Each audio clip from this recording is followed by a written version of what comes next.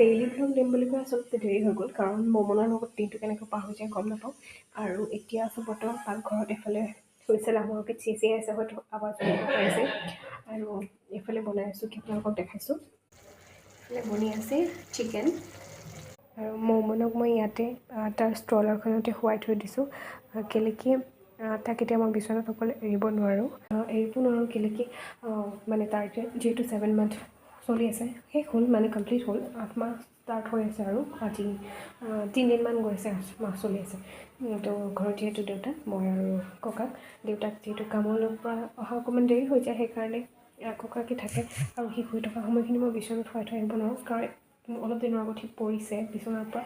একেবাৰে তাক মই ষ্ট্ৰলাৰখনত ৰাখি এনেকৈ কাম কৰোঁ। মাকসকলে হয়তো বুজিছে এইখিনি সময় পাৰ কৰিছে যিহেতু। আৰু মৌমনক এতিয়া মই কি খবৰ কৰিম, 8 মাহত মানে চলি আছে, আপোনালোকে কমেণ্টত মোক জনাব।